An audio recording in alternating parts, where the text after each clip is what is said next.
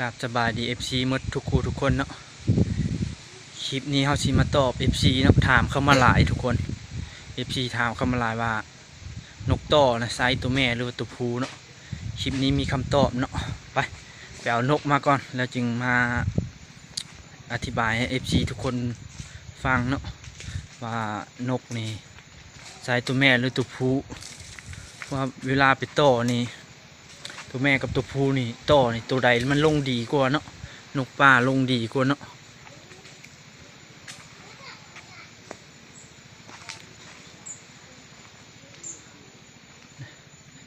นกเขาก็เกาะไว้นี่ทุกคนเกาะไว้มันห้อง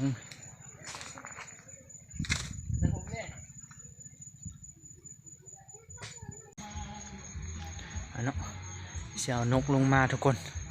เดี๋ยวสิมาอธิบายให้ FC ทุกคนเบิ่งเนาะว่าไซส์นกต่อนะไซส์ตัวแม่หรือตัวผู้แบบนกมันเขาดีนกมันโตนดีเนาะ FC หลายคนก็ถามมานกเขาอะนกเฮานี่ยังต่อบทันใดอยากแต้มเด้อนี่ยังเป็นนกขึ้นใหม่เนาะนกวัยรุ่นนกขึ้นใหม่นกวัยรุ่นนะโอ้โหจะยินแห้งหลายไหมนกขึ้นใหม่ทุกคนเลย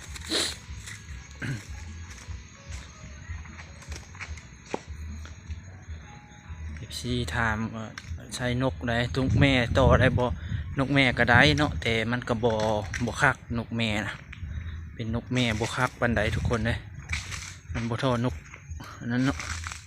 นกแม่ก็ได้อยู่แต่แบบเอาไปต่อนกป่านกป่ามันห้าวได้เอานกพูเห็ดนกต่อเนาะเอานกพูเนาะทุกคนมาเอานกพูเด้อทุกคนเห็ดนกต่อนะแบบนกพูมันสีนั้นเนาะมานกพูนกป่ามันเป็นเจ้าถิ่นอยู่แล้วเนาะมันมีคู่เนาะ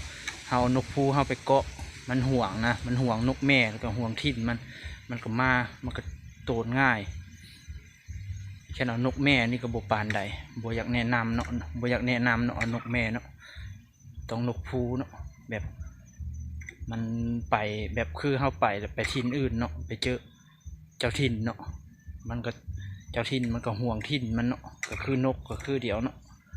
นกมันก็ห่วงถิ่นมันเนาะแล้วก็ต่อแล้วก็เริ่มไหม้เนาะนกต่อแค่เฮาหากก็มีนกต่อนะมันไปเกาะอยู่ป่าให้มันหัดห้องเนาะกับให้มันลืงป่านะให้มันลืงป่าเนาะมือนี้เอาไปเกาะมือหน้าเอาไปเกาะ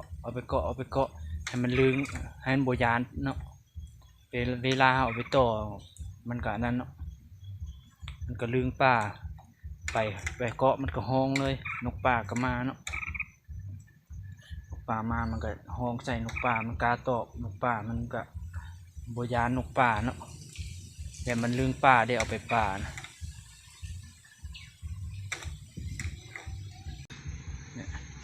บอก FC แนวนี้แหละกะวางเฮ็ดตามเฮาบอกก็ได้เนาะทุกคนเนาะแค่นกได้ไหมอยากเอาไปเอ็ดนกต่อก็คือเฮาว่าแหละต้องเฮียนเอาไปเกาะอยู่ป่าก่อนซ้อมมันนะแบบให้มันลืงป่าลืงอย่างเนาะเอาไปเกาะมือนี่2 ชั่วโมงบ่มือ3 ชั่วโมงบ่ป่าให้มันห้องอยู่ป่าให้มันลืงถิ่นลืงป่าเนาะแบบนกป่ามามันก็กาห้องกาตอบเนาะเลยกาเรื่องเอานกต่อเนี่ยเอาตัวแม่หรือตัวผู้ดีเนาะกะสำหรับเฮาเนาะว่าเอาตัวผู้เนาะไปเป็นนกต่อมันดีชุดเนาะแบบเอาไปต่อแล้วกานกป่าเห็นเนาะนกเจ้าถิ่นเนาะมันอยู่ถิ่นฮะเนาะมันคุมถิ่นนะมันเห็นนกตัวผู้ตัวอื่นไปเนาะมันชิห่วงเนาะมันชิมามันก็โตนง่ายตามเขาเคยต่อมาเนาะประสบการณ์เขาต่อมานะตัวนี้นกเฮาก็เป็นนกผู้เนาะทุกคนเนาะคลิปนี้ก็มาตอบให้ FC เนาะกานกผู้เด้อ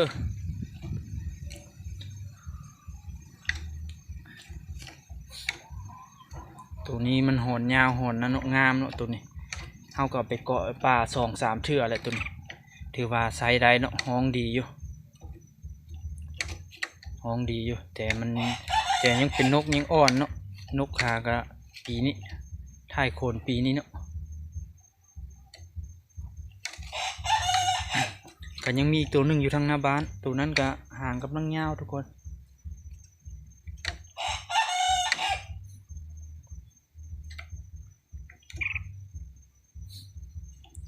ก็ลองเฮ็ดเบิ่งเนาะ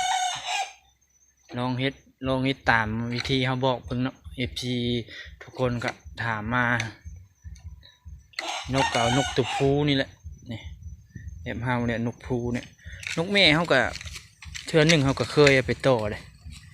มันห้องอยู่แต่นกป่าบุมาได้ทุกคนนกป่าบุกาลงมันบุมาเขาเลยบุเอาเนาะบุเอาเฮ็ดเลยนกต่อนะเพราะว่าอย่างหนึ่งนกแม่มันมีตัวแม่อยู่แล้วอยู่ป่านะมันมาเป็นคู่ได้นกส่วนหลายนกป่ามันมาเป็นคู่เนี่ยมันมีตัวแม่เลยมันมาไกลซ้ำใดซ้ำหนึ่งมันบุกเข้านะมันบุกเข้าไกลเนาะมันบุกเข้าไกลเลยกะมันก็มาดอมมองแล้วก็มีตัวแม่นกแม่มันพาหนีนกป่านะตัวแม่นะมันพาหนีพาบินไปบินมามันบุกเขา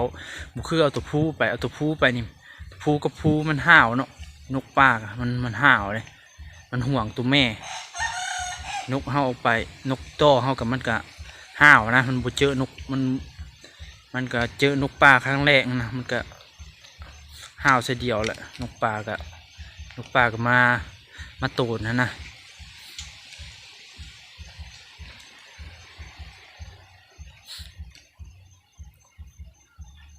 ตัวนี้ก็มีแววอยู่นี่แก่กว่านี้ก็คักอยู่ทุกคนแต่ตอนนี้มันยังอันนั้นอยู่ถ่ายคนประมาณคนชุดได้2-3 เดือนเลยทุกคนเขาก็จับมาเห็นนกต่อเนาะขังไว้ในพะเนียดนี่แหละให้มันลึงนี่เช่นเซตนกต่อนี่ขังไว้พะเนียดแนวนี้ทุกคน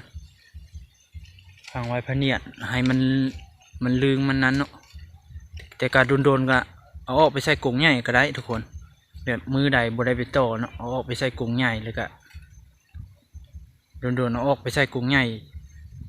จากมือหนึ่งแล้วก็เอาเขาพะเนียดคืนเนาะแบบให้มันให้มันบินแน่ให้มันออกกำลังกายแน่เนาะออกกำลังกายมันอันนั้น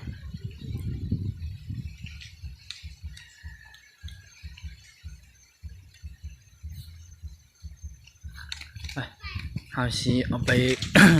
เกาะทางนาเฮือนแหละทุกคนไปเบิ่งอีกตัวหนึ่งเนาะตัวนั้นก็เป็นนกต่อเฮาตัวนั้นก็ตัวผู้แต่ว่าห่างบ่ทันยาวเฮาเลยเอาตัวนี้มาเป็นนกต่อ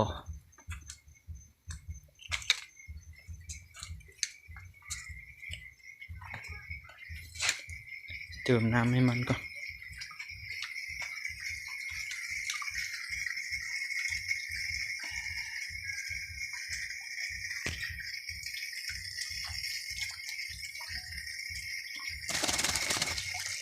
ตื่นน้ำ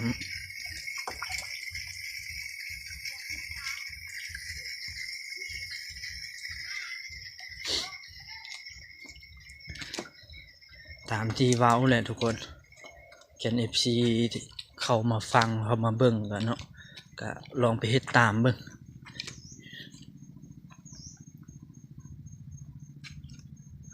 ว่านกพูนี่มัน99.99%มันสิได้ผลกว่านกแม่นี่ก็บ่แนะนำปานใดเพราะว่าเฮาก็เคยแล้วนกแม่นี่มันบ่ได้แต่แค่ยามผสมพันธุ์นี่บางเทื่อเนาะยามมันจับคู่นะบางเทื่ออยู่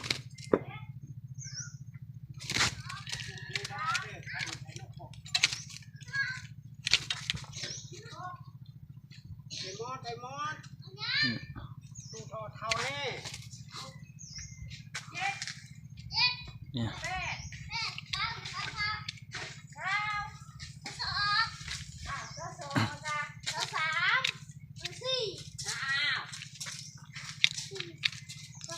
มาฟาดทั้งอาหารเลยทุกคน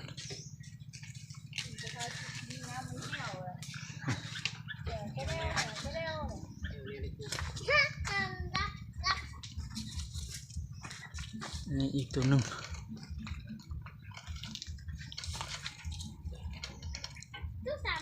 ตัวนี้กำลังหางยาวเนาะตัวนี้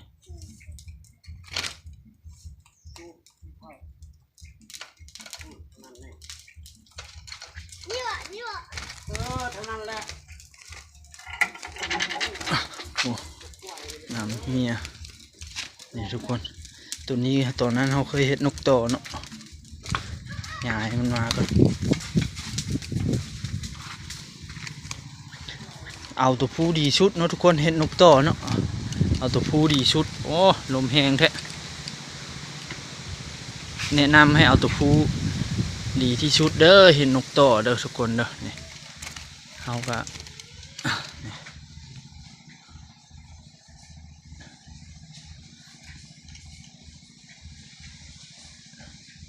ตัวนี้ก็ห่างเริ่มยาวแล้ว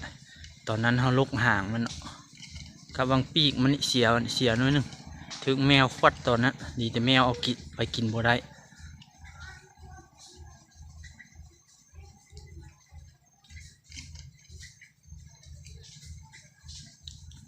ก็โอเคเนาะทุกคนคลิปนี้ก็มาอธิบายแล้วก็มาบอก FC ทุกคนเนาะที่ถามเข้ามาว่าใช้นกต่อนะเอาตัวแม่หรือตัวผู้ตามประสบการณ์เฮาเอาตัวผู้เนาะตัวผู้นี่มันลงดีกว่าเนาะไปต่อนกลูกไบมันก็ลงดีเอาตัวผู้นะแบบมันเรียกมันนั่นนะมันเรียกนกมามันห้องเรียกมานกลูกใบนี่ลงดีตามเขาต่อมานะได้เพื่อเทื่อสองบางเทื่อได้ภาพสองมันมาลงเป็นคู่นะลูกใบนะช่วงไปต่อตัวนะแต่ว่านกต่อตัวนั้นเขาขายแล้วเขาก็สร้างนกต่อตัวใหม่ขึ้นมาเนาะโอเคเนาะทุกคนคลิปนี้ก็จบลงเพียงเท่านี้ฝาก FC ทุกคนเข้ามาเบิ่งกันลืมกดไลค์กดแชร์เนาะเจอกันคลิปหน้าเด้อทุกคน